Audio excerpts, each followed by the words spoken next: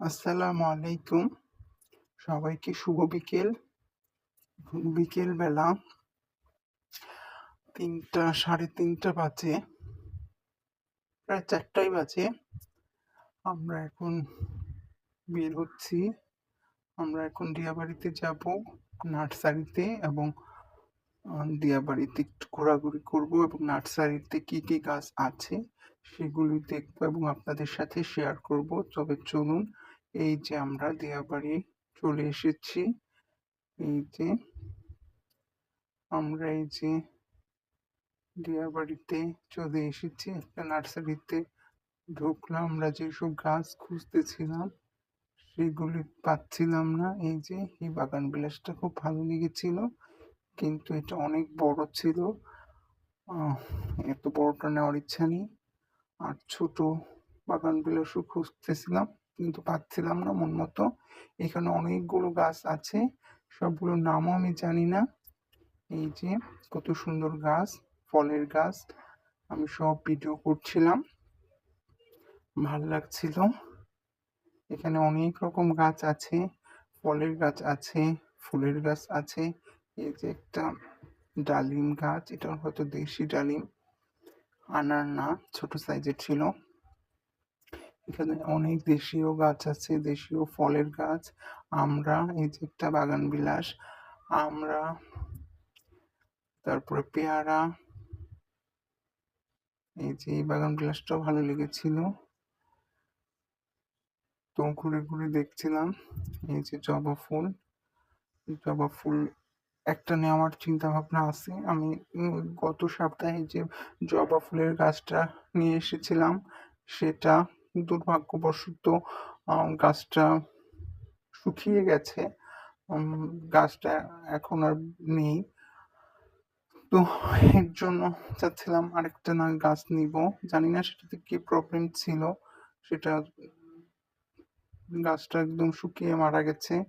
এর জন্য একটা ভাবলাম যে নিব। তো এই বাগান বিলাসটা খুব ভাল লাগছিল, 2 কালারের, অরেঞ্জ এবং ম্যাজেন্টা থাই। বাগান বিলাস বলছিল। তবে এখানে কিছু পাতাবাহার ছিল, কিন্তু পাতাবাহার নেওয়ার ইচ্ছে ছিল না। আমরা বাগান বিলাস দেখতে গিয়েছিলাম, তুলনামূলক দাম কমই ছিল। ওই বাগান বিলাসটা উনি 3,500 টাকা চেয়েছিল, বাট দামাদামি করে আমরা 2,500 টাকা বলে দিয়েছে লাস্ট। আরেকটা বাগান বিলাস, এই বাগান বিলাসটা। তো আমরা ওইখান থেকে আরেকটা ইয়াতে গেলাম। এখানে অনেকগুলো নার্সারি আছে। এখানে অপরাজিতা ফুলগুলো কি সুন্দর ফুটে আছে গেটের মধ্যে। তো সেটাই দেখছিলাম আর ভিডিও করছিলাম। এছাড়া কোনো গাছ আর পছন্দ হচ্ছিল না। একটা মালবেরি গাছ পছন্দ হয়েছিল, তো মালবেরি গাছটা নিয়ে এসেছি।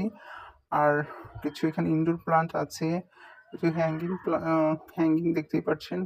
আর এটা কি গাছ, এটা ছোটবেলায় দেখতাম, ঠিক মনে নেই গাছের নামটা, ভাল লাগতো।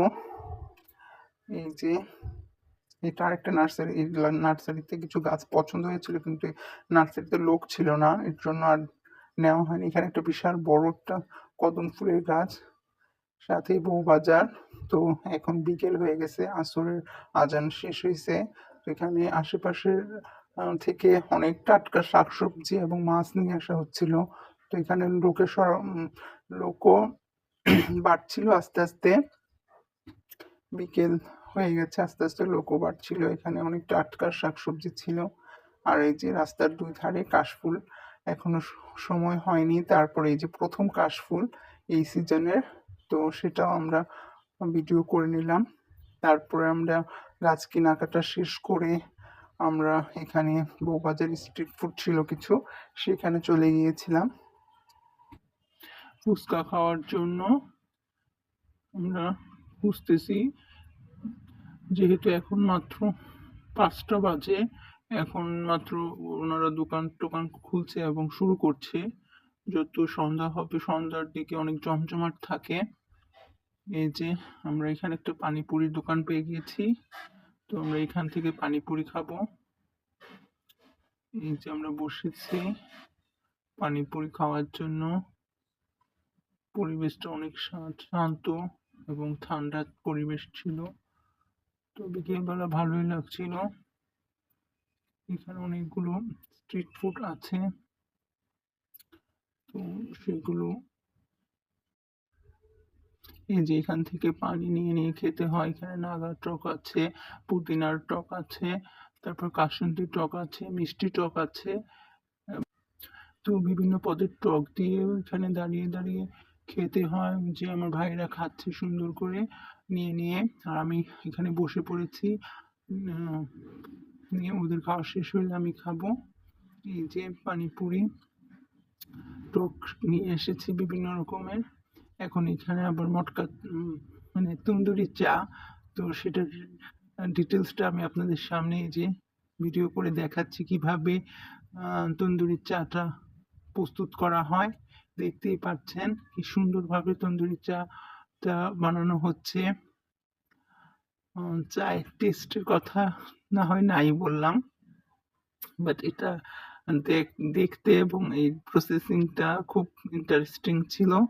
এর জন্য আমরা দাঁড়িয়ে দাঁড়িয়ে ভিডিও করছিলাম, এবং চাওয়ালা মামাটা খুব আন্তরিক ছিল, সুন্দরভাবে ভিডিও করতে দিচ্ছিল এবং খুবই সুন্দরভাবে উনি এটা বানাচ্ছিল।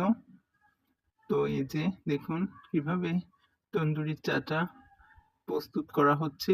পুরো প্রস্তুত প্রক্রিয়াটা আপনাদের সামনে আমি উপস্থাপন করছি।